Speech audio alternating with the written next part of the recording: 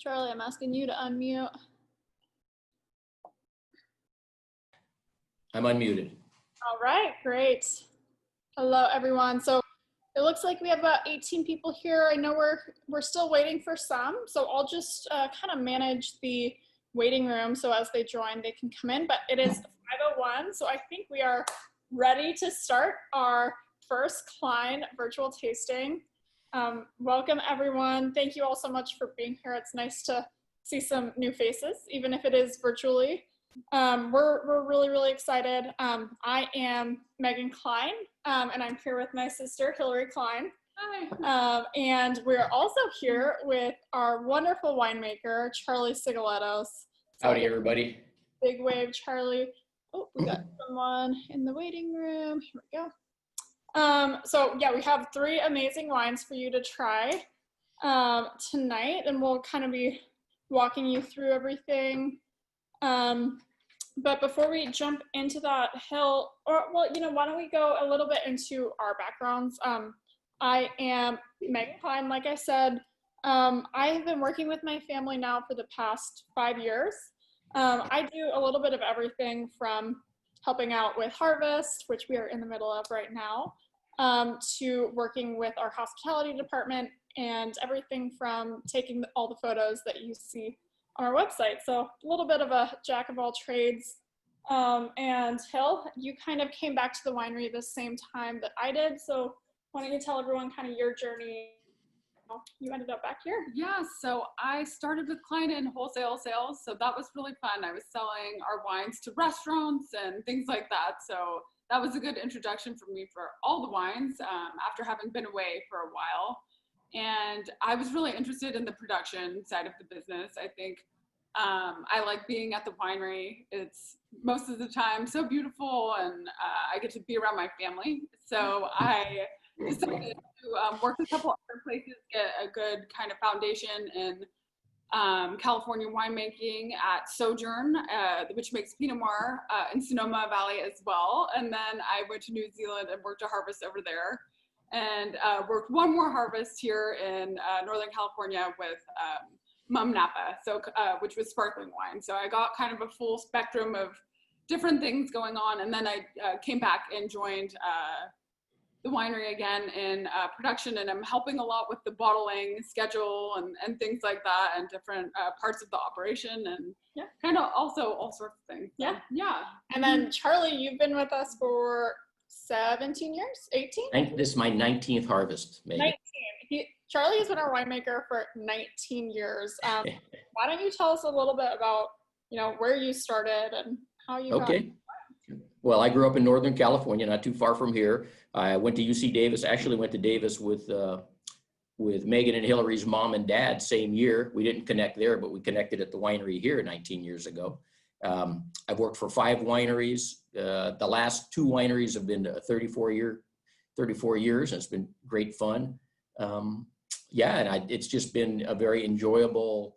I've worked for a large winery, and then when I signed on with Cline, I got a chance to look at some unique and new varieties like Mourvedre and Carignan and things I hadn't worked with before, and it's just been a lot of fun. Yeah. I've been with the winery so long that I remember when Hilary and Megan were selling vegetables from a little cart during one of our club days, and I thought, that's great. These gals know how to work. And from an early age. Here we are. Here we are. Yeah. And I know a lot of you know the history behind Cline, but Hill, do how we ended up in Sonoma, why we make wine from Contra Costa County, and So my dad, Fred, started the winery in the early 80s. It's really weird for me to think about now, but I think he was like 23 or 24 when he started the winery, which is really insane. He knew what he wanted to do, I think, because he had grown up in LA where, he was getting into all sorts of different things. He was a surf bum kind of, but didn't really have a path in life. But in high school, in the summers, he started spending time with his grandparents, who were Italian immigrants who had moved and settled in Contra Costa County in Oakley, California.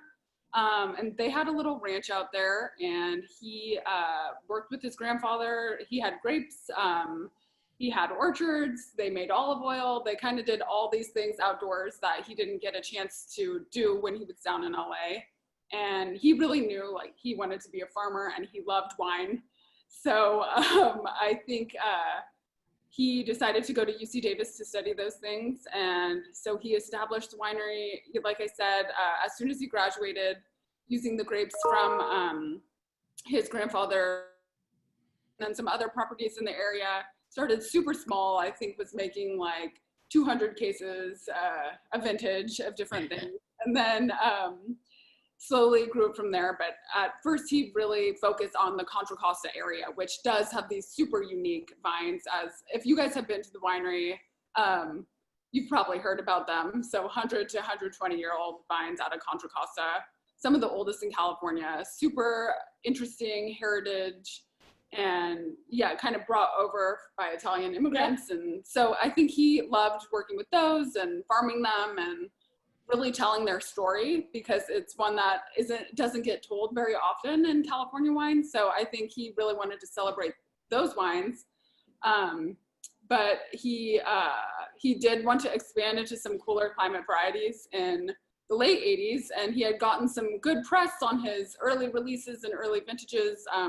Him and his brother were making them, and then they moved out to Sonoma in '89, and has kind of embraced this area since then. So we moved into Chardonnay and Pinot Noir and Gewurtztraminer and these amazing things that thrive in a cooler climate versus a warmer climate like Contra Costa. Yeah. So, mm-hmm. Yeah, so we're really all over the map. And with that, thank you, Hilary. Charlie, do you want to introduce the three wines that we're going to be talking about? Okay, so we've got three special wines with unique flavors. They're all small lots between 400 and 600 cases.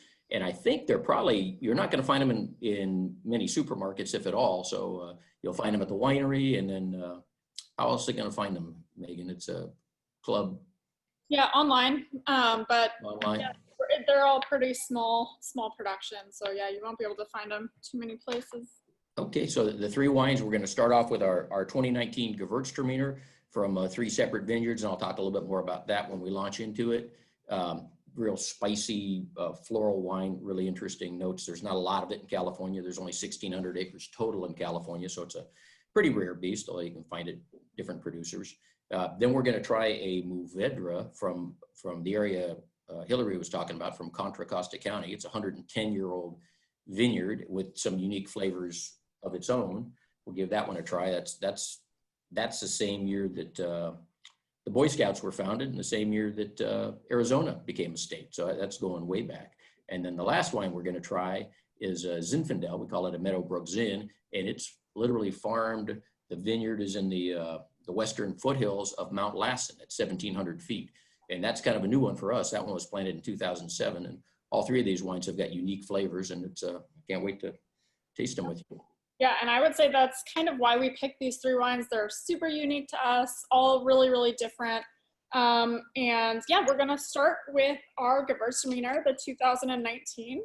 And really quickly, before Charlie jumps into talking about the vineyards and the flavor profile, I will say I read something the other day that said Gewurtztraminer is like the grown-up version of Moscato.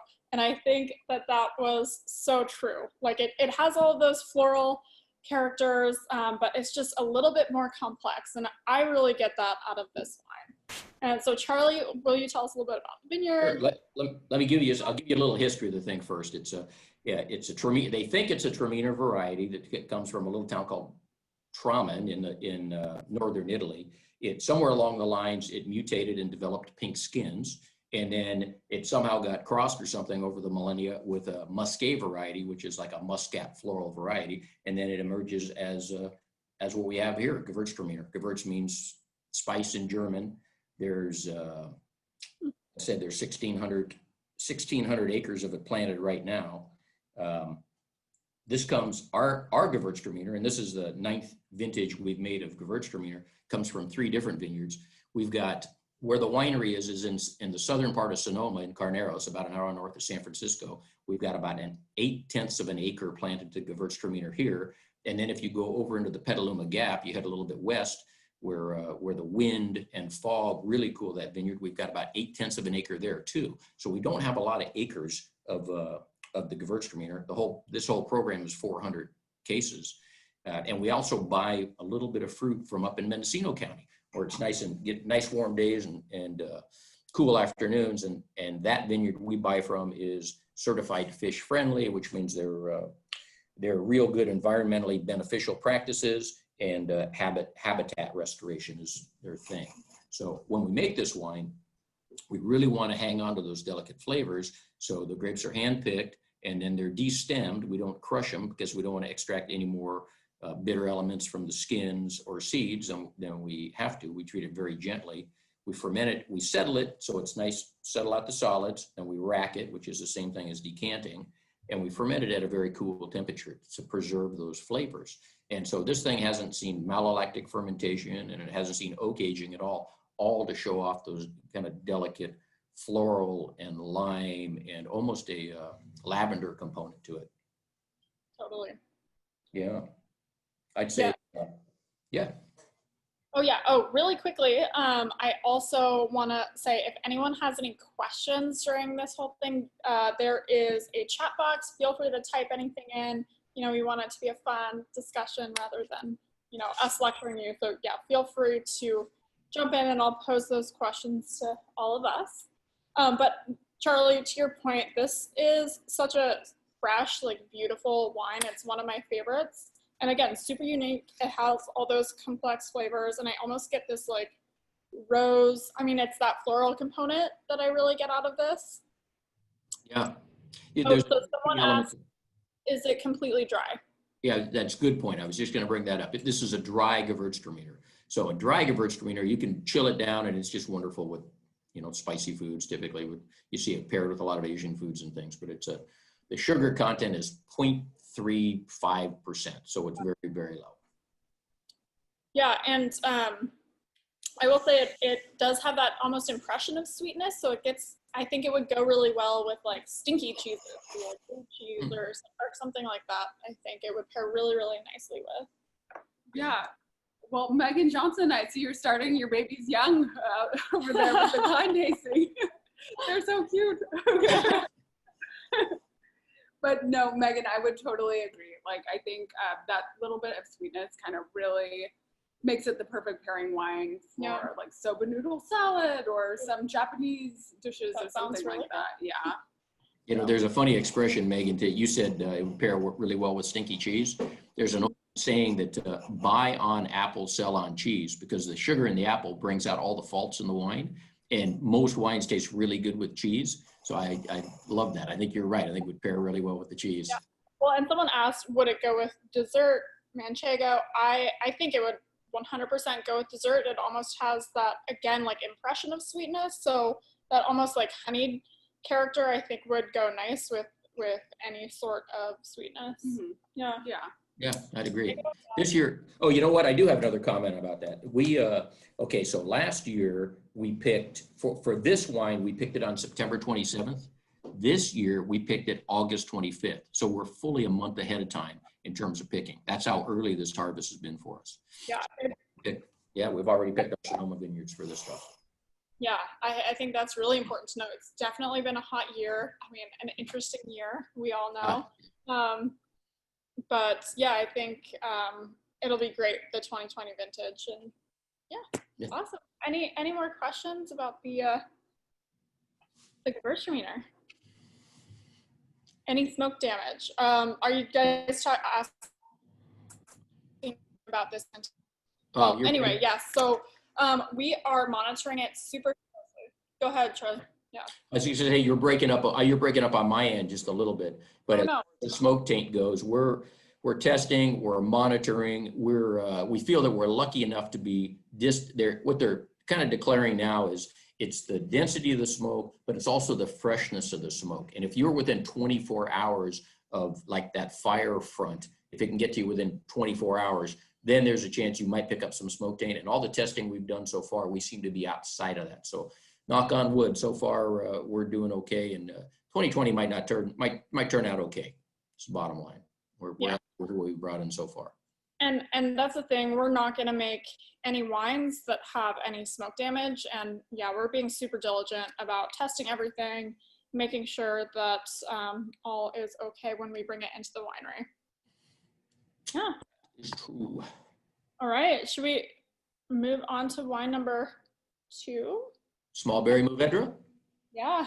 Okay, this is our 2015 Small Berry Mourvedre. And there's, Megan, I told you I had a really exciting thing to tell you toward the end, so I will. So it's going to be with this, but Mourvedre, this is 100% Mourvedre. We only made 634 cases of this wine. Mourvedre is a great variety. It moved from it's a Spanish variety. It moved from Spain to the south of France, and then it came to America. It came to California in the 1860s. Mourvedre was really popular in California in the 1860s. It was more popular in some regions than even Zinfandel, but then it dwindled. Then it dwindled down to almost 300 cases, practically disappearing. But with the popularity of the Rhones varieties coming up, it's gained. So it's about 1,000 acres. There's about 1,000 acres of Mourvedre planted around California right now. And if you compare that to 60, 70, 80,000 cases of acres of Cab and Merlot and Zinfandel, you can see it's a small player out there, but it makes a wonderful wine. These vineyards are from Contra Costa County, like Hilary was saying. They're just, if you can picture the Sacramento Delta, they're on the south side of the Sacramento Delta. They're planted, these vines, these going back to 1910, are planted in very, very deep sand that it's been deposited by California's 2 biggest rivers that run very close to that, the Sacramento and the San Joaquin. These vines are farmed like they were 110 years ago, no pesticides, no herbicides, a little sulfur dust for powdery mildew, and that's it, organic sulfur dust. These vines, they put down very deep roots because the sand is very easy to penetrate by the roots. They're on their own rootstock, so they're not grafted to rootstock because that little bug, phylloxera, cannot move from vine to vine in the sand like it can in other soils where it will literally kill a vine and then walk to the next vine. So these vines have been protected from phylloxera. That's very low yielding, but very high flavor intensity. Another unique aspect of this wine is that it's surrounded on 2 sides by eucalyptus trees. So you get a very exotic mint in this wine, a very unusual exotic mint. It's super herbaceous. Like, that's why I really like this wine. It's really secondary note driven. I get that kind of rustic character out of it. And I will say, like, we have fully embraced Mourvedre here at Cline. And I know a lot of you know this, but, Charlie was saying, typically used as a blending grape, but we make it in so many different forms. So we make it as a rosé. We have 2 dry red wines, this being one of them. We use it in a lot of our blends, and then we make a dessert wine too. So it's definitely, I think, a Cline sweetheart varietal. Like, we love it. Yeah, it's a very versatile varietal. Yeah. But yeah, as far as winemaking goes, what we'll do is we'll bring it in there. They're all hand-picked, of course, because they're all head trains. In fact, those are sheep behind me. We'll ferment it at a warm temperature. We'll ferment it about 85 degrees, so that leads to good extractions of color and tannin. But what we will do is when we get to the tannin, that mouth puckering level that we want in the wine, we'll press the wine off the skins, even if there's a little bit of sugar left, and then the fermentation will continue without the skin, so you stop extracting the tannin.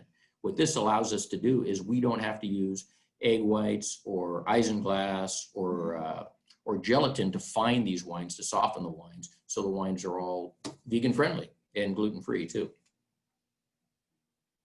Yeah. And as Charlie was saying, with the farming practices, like farming the Mourvedre, like we have 110, like they did 110 years ago. And I think that's something that's really important to Cline. Like you mentioned, the sheep behind him. So all our vineyards are sustainable, and we don't use any pesticides or herbicides in any of them. And so it can get really high weeds. It kind of looks like your neighbor that doesn't mow the lawn sometimes. But it's all good. Yeah, it's all good. The sheep come through, they eat all the weeds for us, and that's kind of our way of managing the weeds that kind of take over sometimes in the vineyards. And so we've really kind of tried to find different ways to farm and maintain that an old way of farming that's kind of becoming new again for the wine world. I think it's definitely. And I think it's really been a pillar to what we do in everything that we do, like be as sustainable as possible, but still make, you know, the best wine that we can. And Charlie, you have done an awesome job. Oh, thanks. Yeah, no, I think this is really one of our most special wines.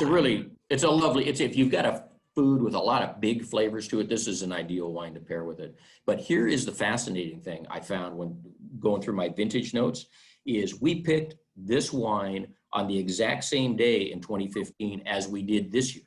And so I went back and I looked at the 2015 vintage notes, right? As it turns out, in 2015, we had a heat wave on August 15th and 16th, exactly like we have now. And So huge fires raging in Lake County and in Napa County and in Mendocino County too. And it was a small crop following 2 years of huge crop, exactly how we are today. But here's the future projection. You ready what it says about 2015? That if it follows the path, it's going to rain on 9/16. okay. 16/15. So we'll see what happens this year. There's nothing forecast, but it's too close of a parallel. Small crop following two big crops. And yeah, it's just crazy reflecting back on those vintage notes. We're going to watch the weather, Charlie. The weather. That's a prediction. This is amazing. Yeah, no, I really think this is a super special wine. How, what's the yield that you get on this vineyard?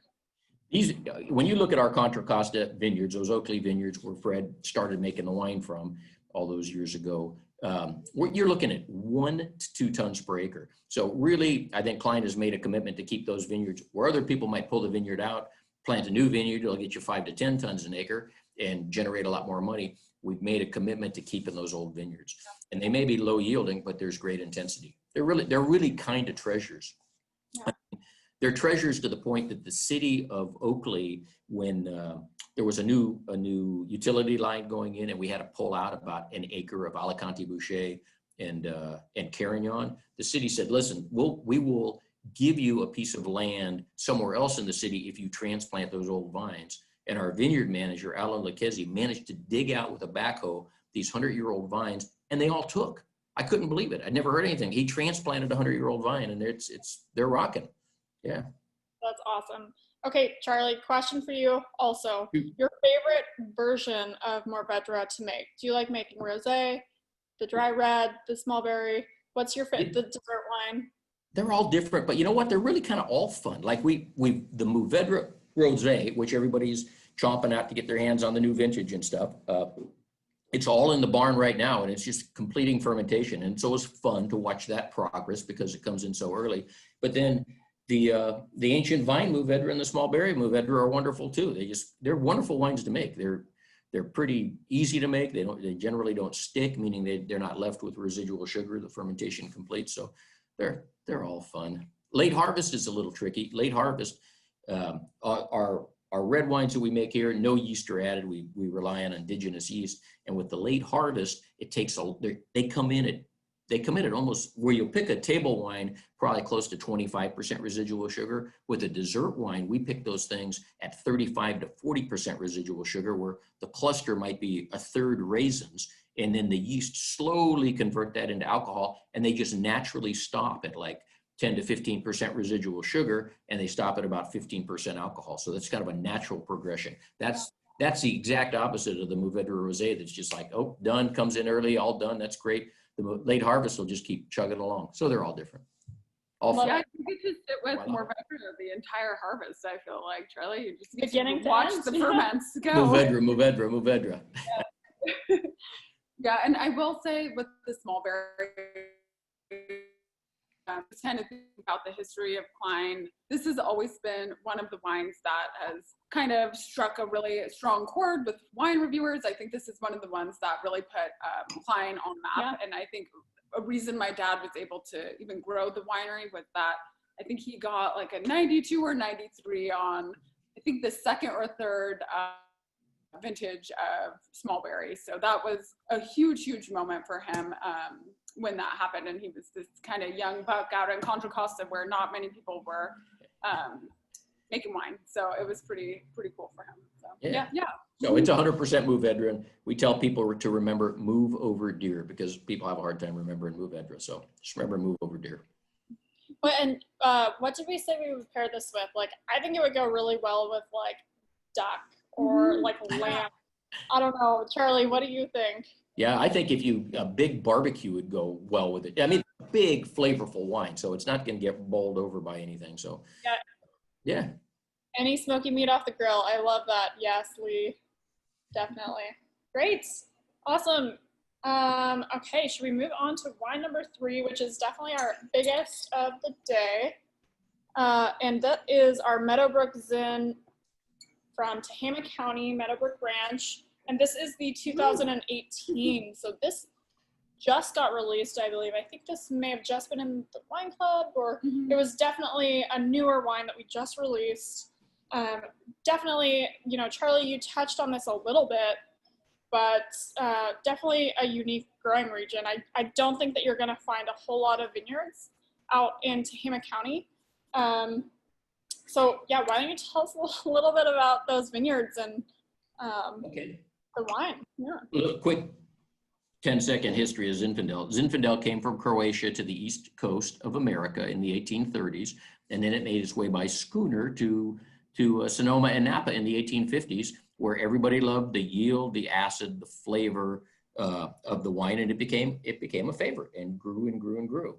This is a 100% Zinfandel from our vineyards up in Tehama. Tehama is just Mount Lassen. Tehama is about 3 hours northeast of us. If you head east of Redding, you're heading toward the vineyards there, north of Red Bluff, and it's at 1,700 feet, and it's at really rocky hillside, well-drained soils, which means the grapes don't get a tremendous amount of water, so you can really control the vigor. And if you can control the vigor of the things, you can control the how big the berries are and how much shading they get from canopy and stuff, and you end up with very concentrated fruit. So that's what we have here. It's a relatively new vineyard. It was planted in 2007. There were a number of years where we blended into our other Zinfandel programs, and then we were looking at it going, this wine really deserves to be a standalone wine because there's so much strawberry in this thing. And what we always look for in a Zinfandel is there's that wonderful strawberry character that made it so popular when it I don't want to say the white Zin word, but there it is. When it was white Zinfandel, it had that lovely strawberry character. It's that same strawberry that follows through on a red wine too, including a nice spice that goes with it. And this wine's really got it. So it's got the strawberry, it's got the spice, and there's a bigness. We pick these grapes fairly ripe, and that results in an alcohol content that gives the wine some weight. So this is a really solid wine. It's a big, flavorful wine. You guys want to hear about 2018? The growing? Okay, so here's a little bit about the 2018 growing year. It started off, 2018 provided the second largest crop behind 2013. Warm February, but it rained 27 times between March and June, and then it cooled off, and everybody started to worry about that, except then it heated up in October and everything ripened up and was wonderful. So that's 2018. Yeah, it's a great wine. And, everyone's talking about smoky meat off the grill. I would love to pair this with some like barbecue. Mm-hmm. I don't know. What do you think? Yeah, no, I think definitely the Zen is one of the biggest we make. I think it's my favorite. I think this is my favorite to bring to a barbecue, eat with steak.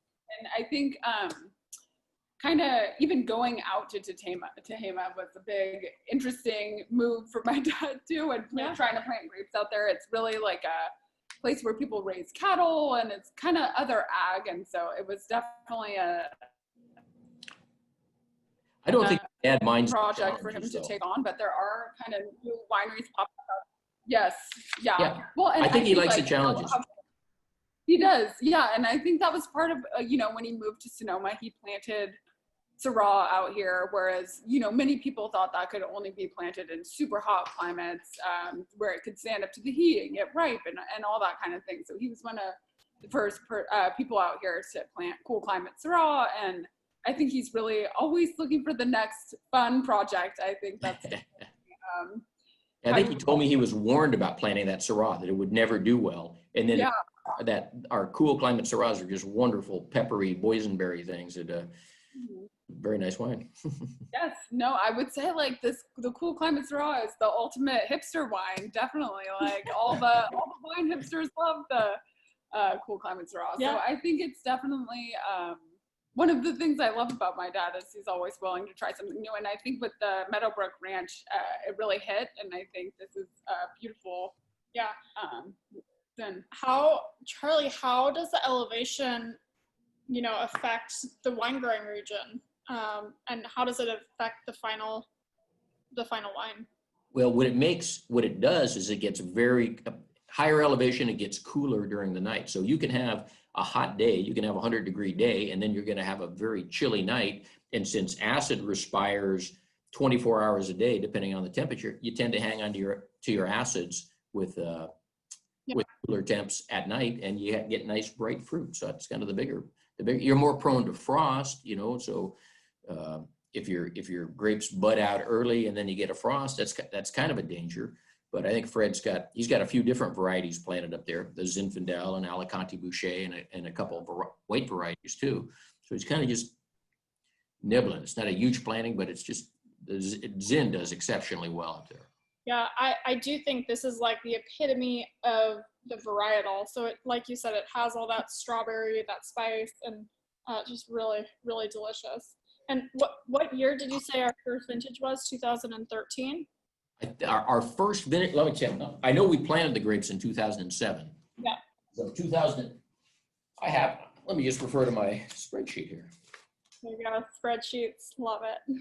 Spreadsheets. Yeah, I think it was 2013. So I love the progression of how this wine has developed. I get all of that complexity, that depth. It's so intense, and I love it. It's really good. Yeah. We made a little bit in 2012 too, maybe. All right, there you go. There you go. Yeah, guys, well, it's nice having everybody here. Yeah, and I do, we briefly touched on it, but I would love to talk about the harvest, because I'm sure everyone knows there's wildfires going on. We talked, we're checking all of the vineyards every single day, but otherwise, Charlie, how's harvest? How far are we? You said we're a little bit earlier than last year. So. We're surprised. We all got surprised by how early it was. I went out there, started sampling grapes, and was, holy cow, guys, let's get the picking crews lined up. So we're 2 to 3 weeks ahead of where we were last year. Last year and the year before were pretty good sized harvests. This year we're getting a significantly shorter crop, good quality, good flavors, but a much shorter crop. It's been very dry. It was a dry winter. I think it was the driest February since like 1913 or something. And, there's been some other challenges there, dodging, figuring out our testing and making sure the wines are free of smoke, that kind of thing. But other than that, I mean, we are picking away. We're bringing in Pinot Noir today.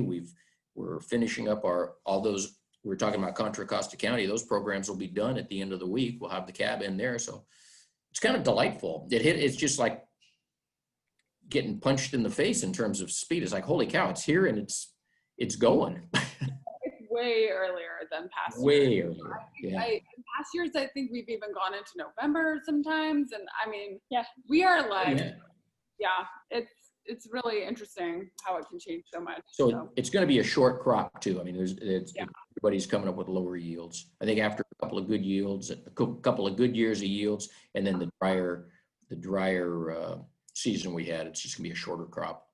Yeah, no, it's been a interesting, challenging year, I think, for everyone. And I think just all the changes, tasting rooms and all it is good to see everyone. Yeah, wait, we got a question. If we make a varietal Alicante Boucher, which we don't, but I think we should, because we have some really, really cool vineyards. Like you were talking about that school block vineyard out in Contra Costa, and it's such a cool variety. Alicante Boucher, for those of you guys that haven't seen it, it's called a teinturier, which means a dyer in French. because if you take a red grape, if you take a Cabernet Sauvignon or a Zinfandel and you squeeze a drop into your hand, it's clear. The juices, the color is all extracted from the skins during fermentation. But with an Alicante Bouschet, you squeeze that into your hand and it's inky dark right from the start. So it makes a very intense dark wine. And we've got some old Alicante Bouschet. In fact, it's fermenting away right now. It's just gorgeous, but it's not for the timid. I mean, there's an old story about somebody, the Lucille Ball crushing the grapes. Well, there was supposedly a bridal party where they crushed a bunch of grapes and they crushed Alicante Bouschet, and the bride dyed herself from the knees down, like dark purple. This stuff just doesn't come off. So yeah, we could make one of those. Where do we use the Alicante Bouschet for the most part? Well, it's a wonderful blender with things like, it's oftentimes planted as a field blend with Zinfandel. We'll use it with we do something called Cashmere Black, which is a combination of, well, it's been a combination of a few varieties, but now it's mostly Petit Syrah and Alicante Bouschet, and it's a very dark, rich blend. So that's where our Alicante Bouschet goes for the most part. And yeah, it was blended by a father and a son over the course of 60 years. The father did the first plant cross, and the son did the second plant cross to create that variety. Really? Yeah, it's funny. Okay, Robert, your dog is so cute. Hilary just got a puppy, actually, yes. so yes. Shout out to Augie. Yeah. All right. Any other questions? What would you guys pair with the Zin? I'm like, straight to the grill. Anything else? Anything that your pizza? I do love pizza. Pizza would be a good call. Yeah. I feel like that's always a good one. Poppins. Oh, burgers. Yes. Love There's it. enough tannin to it that in tasting this Meadowbrook Zin, there's enough tannin to it, enough of that astringency, just the right amount to balance out all the fruit you've got in that thing. But it would work well with a fattier food too. So it would cut right through a steak or a burger, and you get flavors galore on both ends. Good call, Lee. He just said burgers. What's up? Yeah. Yeah. Oh. Okay. Yes, Someone just said they like Hilary's t-shirt. Totally agree. Sonoma all the way. Yes. Yeah. So it's really interesting. Our family had 7 kids in our family. So our older sister is a writer, but she made these t-shirts on the side one time when she was up in Sonoma. So we all have a bunch of them. Yes. So if you need any, email Megan. She'll hook you up. Yes.